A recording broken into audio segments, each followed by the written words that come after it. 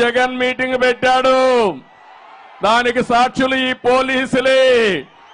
ఆ మీటింగ్ కి మీటింగ్ పోలికే లేదు. అవునా కాదా? అది తోలిన జనం, కూలీ జనం. ఇది స్వచ్ఛందంగా వచ్చిన ప్రజా చైతన్యం. ఈ ఉత్సాహం చూస్తే ఇంకా జగన్ కు నిద్ర రాదు. 74 రోజులు ఇంక నిద్రే లేదు తనకి. ఎక్కడికి పోయినా ప్రజలే చెప్పబోతున్నారు, చీ నువ్వు మాకొద్దని. ఆ పరిస్థితికి వచ్చాడు. అందుకే 2014 కాదు, 2024 14 కంబైన్ జిల్లాలో గెలిచి చరిత్ర సృష్టించబోతున్నాం. ఒకసారి మొన్ననే జగన్మోహన్ రెడ్డి ఓటమిని ఆమోదించాడు. ఆయనకు కూడా అర్థమైపోయింది. సర్వేలు వచ్చాయి. ఎంత గర్వంగా ఉన్నాడు. ఈ రోజు ఏ విధంగా మాట్లాడుతున్నా మీరు చూస్తే 2021లో ఎవరు నా ఎంట్రుక పీకలేరన్నాడు. అన్నాడా లేదా? జ్ఞాపకం ఉందా మీకు? అంత గర్వంగా మనిషి అహంభావంగా ప్రవర్తించాడు. 2022లో ప్లీజ్ ప్లీజ్ నన్ను నమ్మండి, నన్ను నమ్మండి అని అడుక్కున్నాడు. అవునా కాదా? 2023లో నాకు ఎవరూ లేరు, మిమ్మల్ని నమ్ముకున్నా. ఆ మాట కూడా చెప్పాడా లేదా? 2024 వచ్చే కొద్దికి ఏమంటున్నాడు తమ్ముళ్ళు? హ్యాపీగా దిగిపోతావంట. దిగిపోవడం కాదు, దించుతారు. అవునా కాదా? నువ్వు పెట్టినటువంటి ఇబ్బందులకు కానీ నువ్వు చేసిన పనులకి నిన్ను శాశ్వతంగా సమాధి చేసే రోజులు దగ్గరలో వస్తాయి. అవునా కాదా? వైఎస్ఆర్ కాంగ్రెస్ పార్టీని భూస్థాపితం చేస్తామని గట్టిగా చప్పట్లు కూడా చెప్పండి. విశాఖపట్నంలో మీటింగ్ ఉంది.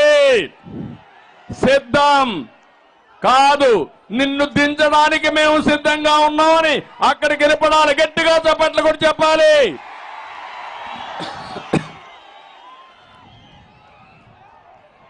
తమ్ముళ్ళు, ఆడబిడ్డలు, మీరు ఒక్కసారి ఆలోచించండి.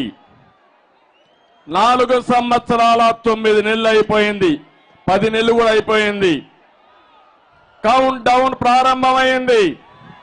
74 రోజులే. ఈ రాష్ట్రానికి పట్టిన శని విరగడ కోసం 74 రోజులు ఉండాలి. నేను అడుగుతున్నా, ఈ తుగ్లక్ పాలనలో, ఈ సైకో పాలనలో దెబ్బతిన్న రంగం ఏమన్నా ఉందా? నాశనం కానటువంటి వ్యవస్థ ఏమైనా ఉన్నాయా అని మిమ్మల్ని అడుగుతున్నా. ఎక్కడైనా రోడ్లు ఉన్నాయా అని మిమ్మల్ని అడుగుతున్నా. వ్యవసాయ శాఖ కనపడుస్తుందని మిమ్మల్ని అడుగుతున్నా. విద్యాశాఖ పిల్లలకు చదువు చెప్పే పరిస్థితిలో ఉన్నారా అని మిమ్మల్ని అడుగుతున్నా. నష్టపోని వ్యక్తి లేదు, నాశనం చేయని వ్యవస్థ లేదు. నేను అందుకనే చెప్పాను, 2019లో ఒక మాట చెప్పాను మీకు, ఒక్కసారిని మోసం పోతే చాలా నష్టపోతారు, ఆలోచించమంటే మీరంతా ఆ రోజు చూశారు.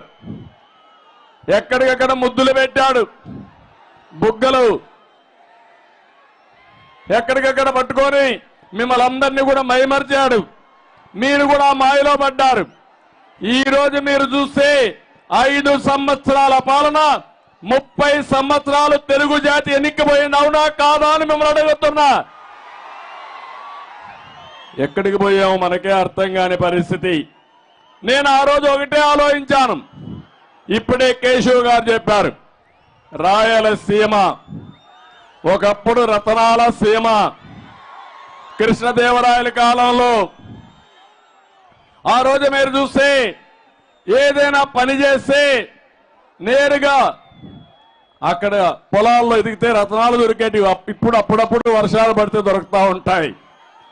నేను ఒకటే ఆలోచించాను, ఇది రాళ్ల సీమ కాదు, దీన్ని రతనాల సీమగా తయారు చేయాలని, నీళ్లిస్తే బంగారం పండించే మా రైతులున్నారని